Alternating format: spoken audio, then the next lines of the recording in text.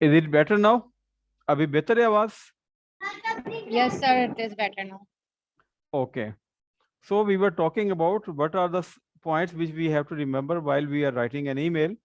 Basically, whenever you are going to write anything, whether it is an application or a report or proposal or email, ये चारों point आपको हर writing के अंदर ध्यान में रखने चाहिए। एक तो आपका स्टेटस क्या है, हु यू आर, आप किस कैपेसिटी में ईमेल लिख रहे हैं। आपके रीडर का स्टेटस क्या है, what is your relationship with your reader. ठीक है, वो आपका कोलीग है, वो आपका बॉस है, वो एक अननोन पर्सन है, वो आपका क्लाइंट है। ठीक है, क्योंकि आपकी जो चॉइस ऑफ वर्ड्स है वो इन तमाम चारों फैक्टर्स के ऊपर रखेगी, बेस करेगी। And the content of the message, and what is the content of your message, why you are writing it. इन चार पॉइंट्स को आपने ध्यान में रखना है। पंक्चुएट प्रॉपरली, ठीक है। थोड़ा सा भी अगर आपने पंक्चुएशन के अंदर गलती कर दी तो आपका मीनिंग चेंज हो जाएगा। वो जैसे हम अक्सर बात करते हुए उर्दू में बताते हैं ना कि रुको मत जाओ और रुको मत जाओ। तो अगर हम किसी भी गलत जगह के ऊपर पंक्चुएट करते हैं तो हमारा मीनिंग चेंज हो जाएगा। और ईमेल वैसे भी चूंकि शॉर्ट होती है, ये ज़्यादा लंबी राइटिंग नहीं होती, ये कोई एक दो पेज नहीं होते। Normally it is very short writing, एक या मैक्सिमम दो पैराग्राफ की होती है, और जनरली वन पैराग्राफ की आपकी ईमेल होती है, because it is very to the point and very much relevant. तो इसलिए आपको उसको एडिट और रिवाइज करने के अंदर प्रॉब्लम नहीं होना चाहिए। Keep it short and simple, we have just discuss. Use positive words to get positive results. अगर आपको पॉजिटिव रिजल्ट चाहिए तो आपने उसमें डांट डपट नहीं करनी, दूसरे को ब्लेम नहीं देना। ठीक है, और आपने पॉजिटिव वर्ड्स वहां पर यूज करने हैं। Even you are feeling angry but you have to use positive words. Why? Because you want to continue with the relationship. आपने कोई चीज सेल करनी है, आप अपनी कोई एक्सप्लेनेशन दे रहे हैं, आपने प्रेजेंटेशन अप्रूव करवानी है, तो आप नेगेटिव वर्ड्स और गुस्से का इजहार करके कभी भी अपना काम नहीं करवा सकते।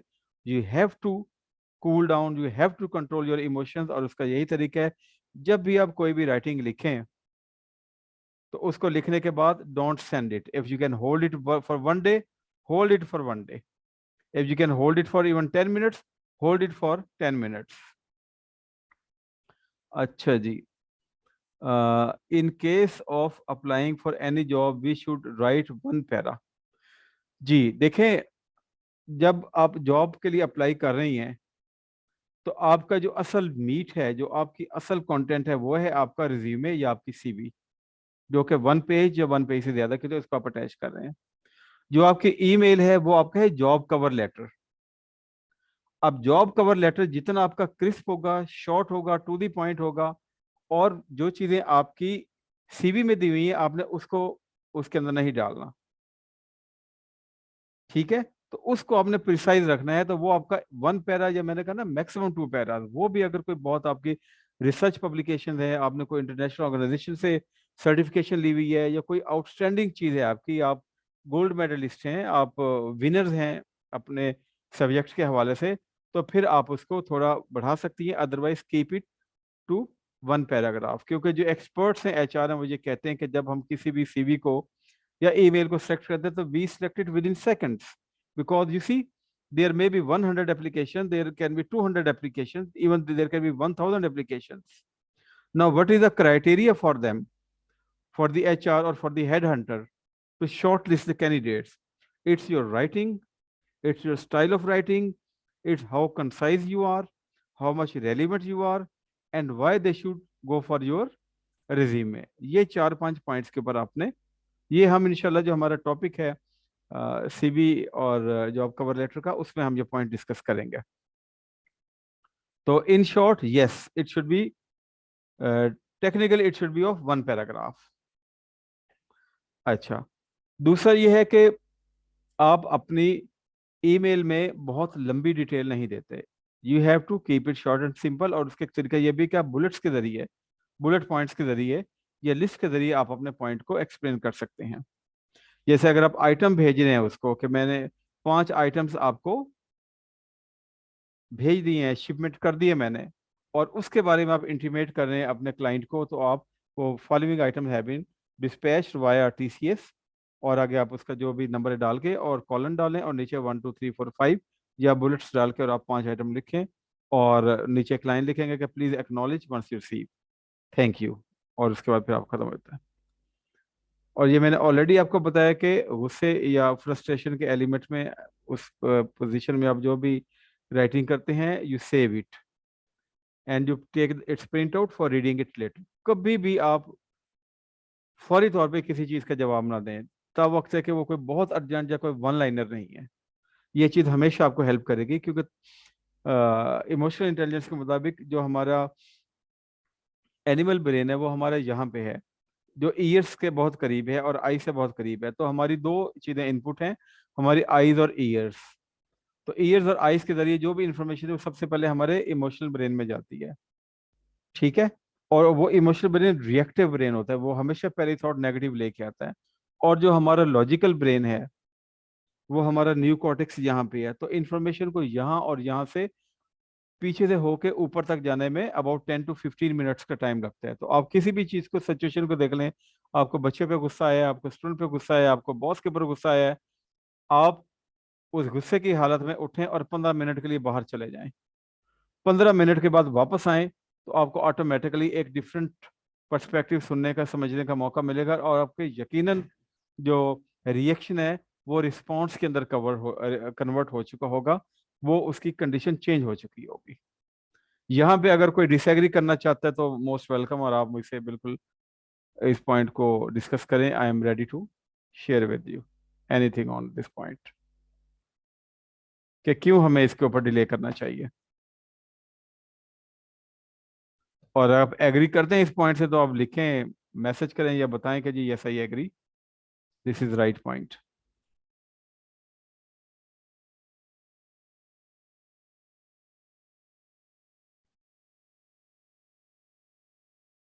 Yes anyone?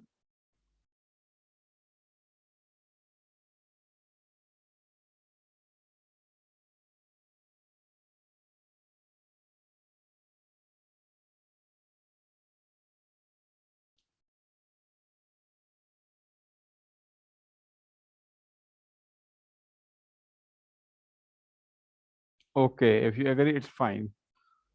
So, few classes back, Miss Iqbal asked how we can improve our emotional intelligence. उसका यही तरीका है कि जब आप उस इमोशन के ग्रिप में हो, इमोशन का मैक्सिमम टाइम जब वो आपको हाईजैक करता है तो वो 15 मिनट का होता है। आप देखें जितने भी मर्डर होते हैं, जितने भी ये क्राइम रिएक्शन होते हैं, जब कोई मोबाइल आपसे छीनता है और आप रिएक्ट करते हैं तो वो फौरन फायर करके निकल जाता है, क्योंकि उस वक्त उसका जो एनिमल ब्रेन है, जो उसका वो इमोशनल ब्रेन है, वो उस वक्त पीक के ऊपर, उससे उसको काबू किया होता है, फाइट और फ्लाइट। तो वो फ्लाइट के चक्रों में होता है, वो फाइट के चक्रों में नहीं होता, वो फौरन वहां से निकलना चाहता है। तो इससे हमेशा 15 मिनट अपने आप को देना बड़ा जरूरी होता है, और यही इमोशनल इंटेलिजेंस की कामयाबी भी है उसकी। अच्छा, start with a formal salutation using the readers full title and surname. अच्छा, इसका तरीका यही है जो मैंने आपको बताया है कि आप हमेशा जो आपका डिपार्टमेंट की पुरानी ईमेल है उसको जरूर देखें कि वो किस तरीके से, क्या ट्रेडिशन है आपके ऑर्गेनाइजेशन में लोगों को एड्रेस करने की।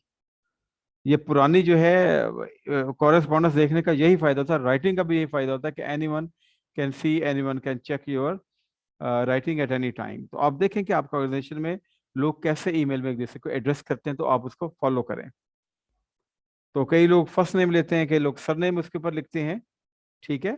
मसलन डियर प्रोफेसर अरशद, तो आप ये भी लिख सकते हैं डियर मिस एमन। अब हालांकि मिस और डियर ये दोनों टाइटल हैं, मिस एमन भी लिख सकते हैं, लेकिन बिजनेस राइटिंग के अंदर डियर का वर्ड वो फॉर्मेलिटी के तौर पे यूज होता है उसके अंदर। Limit the content to one screen if possible, जैसे हमने अभी बात की कि वो एक पैराग्राफ लिखें जो आपकी स्क्रीन में आपको नजर भी आ सके, आप उसको एडिट भी कर सकें, रिवाइज भी कर सकें आप उसको। Right proper paragraph and leave spaces between paragraph, जैसे आप एक नॉर्मल राइटिंग करते हैं वही तरीका है उसके अंदर। Do not write in upper case letter as it is perceived rude. कोई भी चीज कोशिश करेंगे आप अपर लेटर्स में, ठीक है, रनिंग में लिखें, अपर केस लेटर में ना लिखें, क्योंकि वो ऐसा लगता है कि जैसा गुस्से के इजहार है। ठीक है, तो you have to be very much careful while editing and revising your writing that none of the word is written in capitals, in caps. तो इसको आपने चेक करना है। चूज एन अप्रोप्रिएट क्लोजिंग, ठीक है, एक सुटेबल सी आप उसकी क्लोजिंग करें, और वो कौन कौन सी है? Formal emails often and with regards या बेस्ट रिगार्ड्स, ठीक है। और जब आप एप्लीकेशन लिखते हैं, लेटर लिखते हैं, तो वहां पे आप योर्स सिंसियरली और योर्स फेथफुली लिखते हैं। तो ये पॉइंट थोड़ा सा आपने ध्यान में रखना है कि जब आप ईमेल लिखें तो उसके नीचे रिगार्ड्स या बेस्ट रिगार्ड लिखें, और जब आप एप्लीकेशन लिखते हैं, लेटर लिखते हैं, तो वहां पे आप योर्स सिंसियरली या योर्स फेथफुली आप लिखें इसको। Any question here?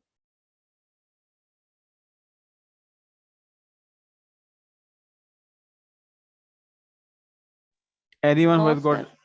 sir. Okay, then it's fine. Let's move to the next one. अच्छा, ये देखें, ये एक ईमेल का एक बॉक्स है। इसमें आप देखें कि कैसे ईमेल लिखी जाती है। टू में आप देखें कि जो रिसीवर है उसके एड्रेस, ईमेल एड्रेस लिखा हुआ है, सीसी उससे किसी ने किया। आप सब्जेक्ट किया है करियर फेयर, और आपको पता है कि तमाम यूनिवर्सिटीज़ में और कॉलेज में भी ये ट्रेंड है कि साल में एक बार करियर फेयर या जॉब फेयर करते हैं, जिसमें कंपनी वाले आते हैं, इंडस्ट्री से लोग आते हैं, और वो आके तो स्टूडेंट्स को सेलेक्ट भी करते हैं, उनके इंटरव्यूज भी करते हैं, उनके मॉक इंटरव्यूज भी होते हैं, और वहाँ से उनकी वो सिलेक्शन भी करते हैं, और यूनिवर्सिटी में जो स्टूडेंट्स हैं उनको अपने प्रोजेक्ट दिखाने का भी मौका मिलता है। अच्छा, इसमें क्या लिखा हुआ है? हाईली, यानी कि हाईली एक इनफॉर्मल तरीका है अंग्रेजों को आपस में एड्रेस करने का। अब देखो, उसने ये नहीं लिखा कि highly how are you today, the weather is very much fine and I hope that the weather on your side will also be very much fine, how about your family, जैसे हम वो एक सोशल लेटर्स के अंदर लिखते हैं। तो पहली लाइन ही आपकी टू द पॉइंट है, आपका पर्पस है उसके अंदर, आप बता रहे हैं उसको, बैकग्राउंड क्रिएट कर रहे हैं थोड़ा सा उसमें कि I am an engineering student from नस career club organising a career fair next month. The committee has spotted a place, के जगह हमने फाइंड आउट कर लिया कमेटी ने। We are wondering if we could use the corridor outside AS6 for the booth we will be putting up. अब वो permission मांग रहा है, we are wondering if we could use a corridor outside, के ये कमरा जो है उसके बूथ के सामने वाला कॉरिडोर हम यूज कर सकते हैं। Why that is a great spot for us to put the booth, वहां पे हम अपने बूथ लगा लेंगे। हैवी ट्रैफिक एंड ऑल, और सारी चीजें हैवी ट्रैफिक वगैरह जो बड़ी गाड़ियाँ हैं वो उधर ही हम जाके तो प्लेस कर देंगे। अब नीचे क्या लिखे? Late me no soonest possible if this is okay, और आगे क्वेश्चन मार्क लिखा है। देखें, ये नॉर्मली देखने में पॉजिटिव सेंटेंस है, ये डेक्लेरेटिव सेंटेंस है, ये असर्टिव सेंटेंस है, इसके आगे फुल स्टॉप होना चाहिए था। लेकिन चूंकि कन्वर्सेशनल टोन है, कन्वर्सेशनल स्टाइल है, पूछना चाह रहा है, तो इसी वजह से क्वेश्चन मार्क लगाया है। और ओके चूंकि लिखा ही कैपिटल के अंदर जाता है, तो इसी वजह से इसको कैपिटल में लिखा है। और फाइनल लिखा है अवेटिंग योर पॉजिटिव रिस्पॉन्स। ये चूंकि ज्यादा इनफॉर्मल है, तो इसने रिगार्ड्स नहीं लिखा, हमें लिखना है रिगार्ड्स या बेस्ट रिगार्ड्स, और नीचे हम अपना नाम लिख देंगे। ठीक है, और इसमें हम थोड़ी सी और चीजें भी देख सकते हैं कि इसमें अगर आपको कोई खामी नजर आ रही है इस ईमेल में।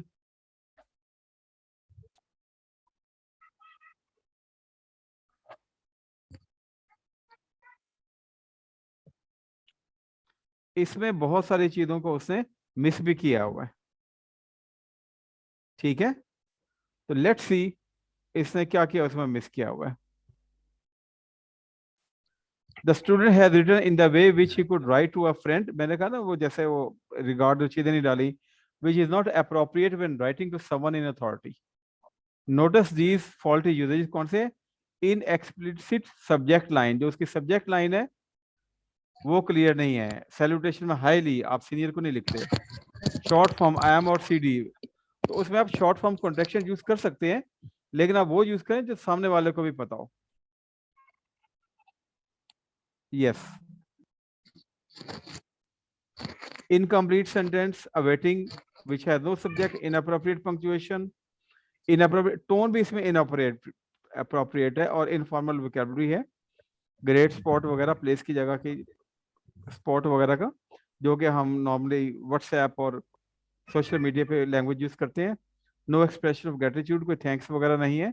Lack of polite closing phrase, वो जो एंड में आपने देखा ना कि कोई उसने रिकॉर्ड ये वो नहीं लिखा। Signing off without sir name implies familiarity. अच्छा, अब हम देखते हैं कि ये बेहतर कैसे हो सकती है। अब यहां पे देखें, request for permission to use LT6 foyer. अब उस जगह को, मेरी चूंकि आई साइड का थोड़ा प्रॉब्लम, तो मुझे रीड करने में प्रॉब्लम होता है, इसका फॉन्ट भी थोड़ा छोटा है। ये आपके पास इंशाल्लाह नोट्स पहुंचेंगे तो you can read it very properly. इसमें जगह उसने मेंशन की। अब देखें डियर, अब पहले में क्या था हाई ली, और यहाँ पे क्या है डियर प्रोफेसर ली। तो डियर इनफॉर्मल है, प्रोफेसर ली आपने उसको एड्रेस किया है।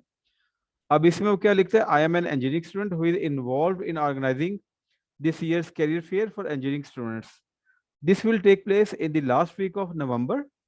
ठीक है, मंथ और चीजें क्लियर है, नेक्स्ट मंथ नहीं है बल्कि मंथ स्पेसिफाई किया है।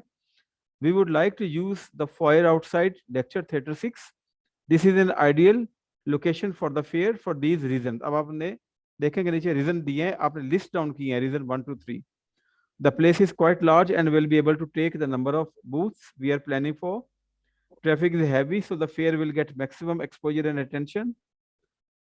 We used it last year, and the employers who participated reported that their booths were very well visited. तो जो बाहर से कंपनीज आती हैं तो उन्होंने कहा जी हमें बूथ लगाने का बहुत अच्छा मौका मिला, बड़ी प्यारी जगह थी और इसमें हमें अच्छा रिस्पॉन्स मिला।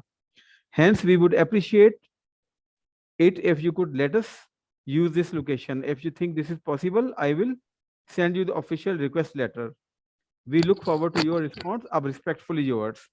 मार्क्स और नीचे उसने थर्ड ईयर स्टूडेंट और ये सारी चीजें उसके अंदर लिखी है। तो ईमेल का एक बेहतरीन तरीका ये होता है कि जो भी आपका डिपार्टमेंट के अंदर लेटर लिखे जा रहे हैं, एप्लीकेशन लिखी जा रही हैं, ईमेल लिखी जा रही है, मेमो लिखे जा रहे हैं, तो आप हमेशा उस फाइल्स को गो थ्रू करें। आपको लैंग्वेज का, वोकैबुलरी का, सब्जेक्ट का और इन तमाम चीज़ों का आइडिया होगा कि आपसे पहले जो लोग ये काम करते रहे वो किस तरीके से करते रहे। लाइकवाइज अगर आप एक बिजनेस स्टार्ट कर रहे हैं और आपने क्लाइंट को अट्रैक्ट करना है, उसको अपनी प्रोडक्ट्स के बारे में बताना है, चीज़ों के बारे में बताना है, तो ये सारे के सारे सैंपल आपको ऑनलाइन अवेलेबल हो जाते हैं।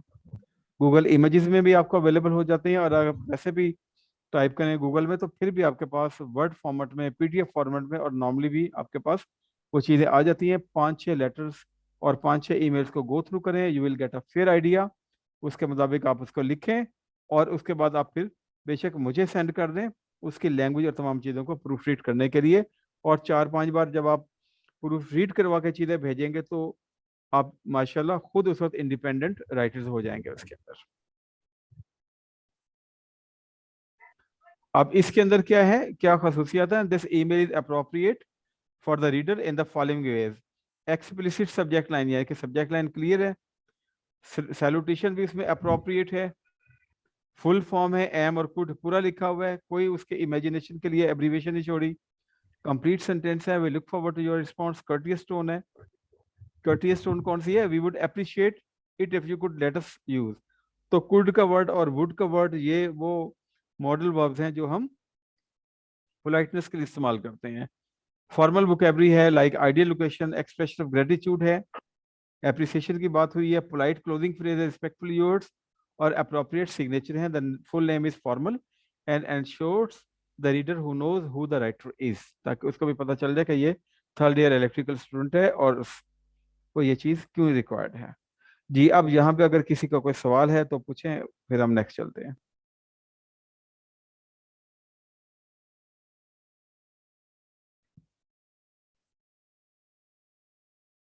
Yes, anyone who has got any question?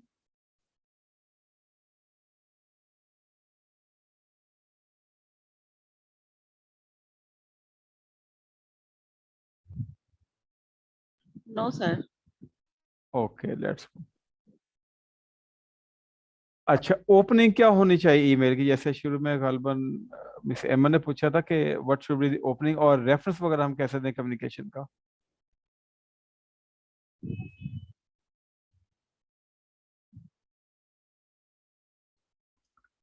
अच्छा, जो पहला पैराग्राफ है, ओपनिंग पैराग्राफ है, the aim of an opening paragraph in a formal email is to make reference to previous correspondence और कम्युनिकेशन। ठीक है, या तो आपके पास एक ईमेल आई है, आप उसका जवाब दे रहे हैं, तो आप उसमें मेंशन करेंगे with reference your email received on फलाना डेटेड डेटेड। और या ये है कि आप रेसिपिएंट को कोई चीज़ बताना चाह रहे हैं, कोई परमिशन लेना चाह रहे हैं, या कोई चीज़ सेल करना चाह रहे हैं, ठीक है, या कोई रिपोर्ट आप उसको भेज रहे हैं, प्रेजेंटेशन भेज रहे हैं अप्रूवल के लिए, तो आप उस मकसद के लिए ईमेल यूज कर रहे हैं। गपशप के लिए तो आप ईमेल यूज नहीं करते, उसके लिए व्हाट्सएप काफी है। A good opening should make clear the purpose of your email. एक अच्छी ओपनिंग ईमेल वो होती है जो कि पहले पैराग्राफ में ही अपना मतलब बता दे। अब हम थोड़ी एग्जांपल देखते हैं कि इससे क्या मुराद है। अब देखिए, फ्रॉम किसने लिखा, टू किसको लिखा, subject request for catalogue, dear Miss Yeats, I am writing in reference to your advertisement in yesterday's New York Times. ठीक है, अब ये वहां पे आपका रेफरेंस आ गया। Could you please send me a copy of your latest catalogue, I would also like to know if it is possible to make purchases online, I look forward to hearing from you, regards. और नीचे आपने अपना नाम, वो जो digital signature है आपने वो कर दिया।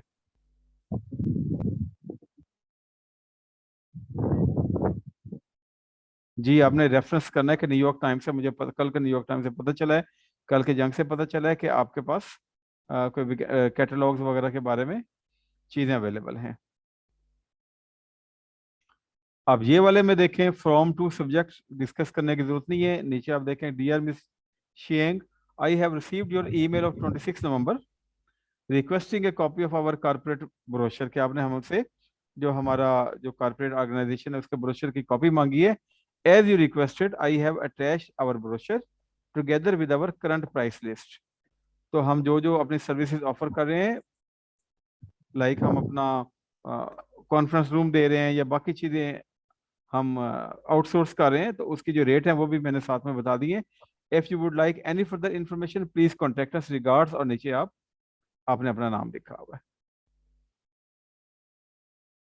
एक और ईमेल है, ये है एडमिनिस्ट्रेटिव असिस्टेंट की वैकेंसी के लिए, कि administrative assistant vacancy, dear Miss Metcalfe, further to your advertisement. अब इस तरीके से भी कर सकते हैं कि जी आपकी एडवर्टीजमेंट के जवाब में, for the position of administrative assistant advertise in the South China Morning Herald on 14 December, I am interested in applying for this position. I have attached my job application, covering letter and resume. I look forward to hearing from you.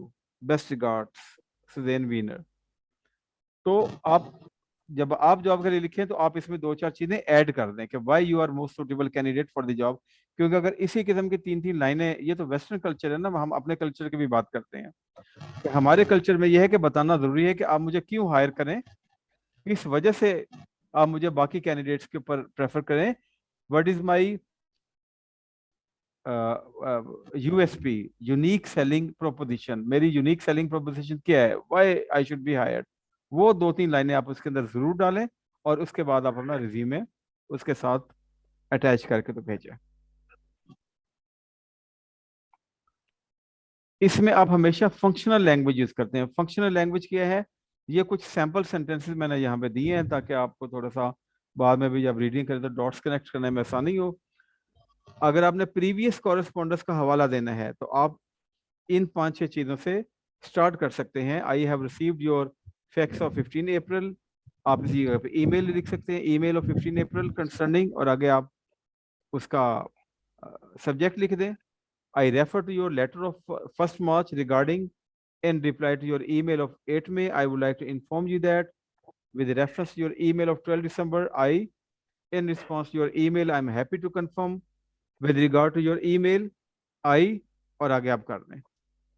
अच्छा, अगर आप अपने किसी email का या पुरानी communication का reference देके बात शुरू कर रहे हैं तो फिर आप कैसे कर सकते हैं, I refer to my email to you on 14 June concerning, we या आई। अगर ज्वाइंट पार्टनर हैं तो वी का वर्ड आएगा, अगर आप सिंगल ओनर हैं तो फिर आप आई का वर्ड यूज कर लें। I recently wrote to you about, या on 5 May I emailed you about, further to my fax और ईमेल ऑन 2 September रिगार्डिंग, और फिर आगे आप अपनी चीज़ों को कंटिन्यू कर सकते हैं। तो ये कुछ बने बनाए इसके फिक्रे हैं। अगर आपने शुक्रिया अदा करके तो आगे अपने ईमेल को चलाना है, कर्टिसी को आपने उसमें लेके आना है, तो फिर आप यूं भी स्टार्ट कर सकते हैं। ये 5 6 7 डिफरेंट वेरिएशन दी हुई हैं कि thank you for your email of 14 June, thank you for your email regarding, thank you for your email about, thank you for your email requesting, thank you for your fax and inquiring about, thank you for your email inquiry about, thank you for meeting me on Monday, और thank you for showing me around your premises last week, कि किसी ने आपको visit किया और आप उसके आपने किसी को विजिट किया है लास्ट वीक में और आप उसके बारे में मजीद कुछ बात करना चाह रहे हैं। अच्छा, पर्पस क्या है आपका लिखने का, उसके लिए भी ये कुछ ओपनिंग लाइन है। I am writing with the reference your inquiry of 6 November. Inquiry आप एन से भी, आई से भी लिखते हैं और ई से भी लिखते हैं, ठीक है, अमेरिकन और ब्रिटिश का थोड़ा सा फर्क है, लेकिन आप जिससे भी स्टार्ट करें आइदर आई और ई, ठीक है, तो एक ही स्टाइल को आप मेंटेन करें। I am writing in connection with your email of first में इंक्वायरिंग या requesting.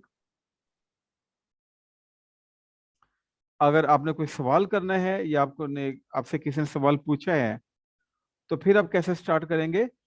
In response to question in your email I am writing with further information with regard to the questions you raise in your fax or in your email. I would like to clarify certain issues in answer to your question about, और आगे आप आई करके start कर सकते हैं।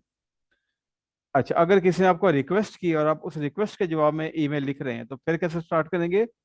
As you requested, I am enclosing a brochure about our company. As you suggested, I am sending you my CV. In answer to your inquiry, I have attached material which I hope will be useful to you. As promised, I have attached, और आगे आप वो चीजें लिख सकते हैं attachment की, regarding your request for information on, जो भी टॉपिक है आई, और आगे आप एक्सप्लेन कर देंगे कि आप उसमें कैसे कर रहे हैं। Referring to someone you have seen, जिससे आप मुलाकात कर चुके हैं, ठीक है, something you have seen, like आप या आपने एडवर्टीजमेंट देखी है, उसको देखने के बाद आप उसको ईमेल कर रहे हैं। I refer to your advertisement for the position of a teacher in Daily Jang on 5 June 2022। After having seen your advertisement in Nawai Waqt, I would like to offer my services further to your advertisement in The Nation on 1st February. I am enclosing my CV और I offer my services, और आगे आप reason लिख देंगे कि why you should be preferred. I would like to apply for the position of, position लिखेंगे, advertise इन अखबार या रेफरेंस का नाम, ऑन आगे आप उसको डेट के बारे में लिख देंगे। तो यहाँ पे हम इसको करते हैं ब्रेक, ठीक है, और आज के सेशन के बारे में जो भी सवाल है, अभी आपका डिस्कशन टाइम है, आप पूछें, जो जो क्वेरीज हैं वो पूछें, और बाकी हम इंशाल्लाह नेक्स्ट क्लास में इसको कंप्लीट करेंगे। Yes,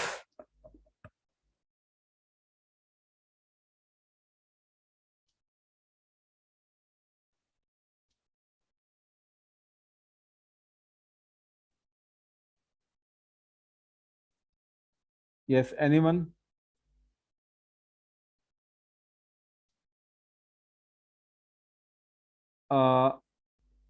task I would love to give you in the next class once we end this session, ठीक है, जब सेशन एंड होगा तो हम वहां पे टास्क देंगे, और टास्क में फिर जाहिर है कि आपको ईमेल लिखना होगी। आप मुझे एक ईमेल लिखेंगे और आप ये भी टास्क दे सकते हैं कि आज की क्लास आपको कैसी लगी, इसके बारे में आप सब ने मुझे ईमेल करनी है, क्योंकि अब हमारी क्लास होगी वेंसडे को। You have a gap of almost 48 hours, ठीक है, जब भी आपको टाइम मिले आप मुझे एक सैम्पल ईमेल भेजेंगे, ठीक है। ईमेल एड्रेस मैं अपना अभी उसमें लिख देता हूँ ग्रुप के अंदर, तो आप उसके मुताबिक मुझे एड्रेस कर सकते हैं। या आपको ईमेल राइटिंग के बारे में कोई पॉइंट है जो अभी तक हमने क्लियर नहीं किया, and you want that point should be included in the next class, so you can also write me about that point as well.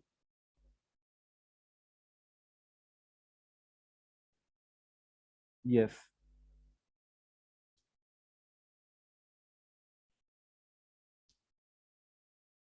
ये एक ऐसा टॉपिक है which concerns every one of us, ठीक है। और जो 7 C's के ऊपर हमने थोड़ा सा टाइम लगाया था, आप देखें कि जो भी आप राइटिंग की तरफ जाएंगे, ऐसे राइटिंग में जाते हैं, एप्लीकेशन राइटिंग में जाते हैं, अगर रिज्यूमे CV राइटिंग में जाएंगे, ठीक है, ईमेल राइटिंग में जाते हैं, वो पॉइंट्स आपको हर जगह अप्लाई करें, वो आपके एक चेक ऑफ लिस्ट है, यानी कि जो चीजें आपने लिखी फिर आपने उसके साथ उसको टैली की, प्रोसेस ऑफ राइटिंग कंप्लीट किया, pre writing, drafting, editing, revising, और फाइनल ड्राफ्ट आपके पास आया। ईमेल की सूरत में भी आप वही करेंगे, और फिर आप उसमें देखेंगे कि क्लैरिटी है, कंक्रीटनेस है, कर्टिसी है, कंसिडरेशन है उसके अंदर, कोहेरेंस है उसके अंदर, कंप्लीट है वो आपके अंदर। तो वो 7 C's को आपने उसके ऊपर जब 5, 6, 7 राइटिंग के ऊपर आप अप्लाई करेंगे तो उसके बाद you will feel yes there is an improvement. लेकिन अगर आप उसको अप्लाई नहीं करेंगे, you are only on the listing side, तो then there will be definitely problem.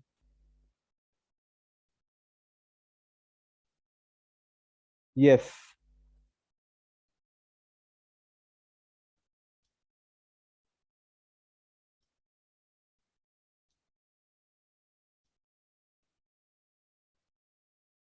Okay, if there is no question so here we end our class. ठीक है, और आज की जो क्लास की हमारी डिस्कशन हुई है उसके जो प्रेजेंटेशन नोट्स फॉर्म है वो मैं भी आपको शेयर कर देता हूँ, और वो लिंक भी मैं आपको शेयर कर देता हूँ आज की जो रिकॉर्डिंग है उसके हवाले से। ठीक है, तो take care, best of luck, and whatever is your feedback do let me know through the group as well. So take care. Okay. Allah Hafiz.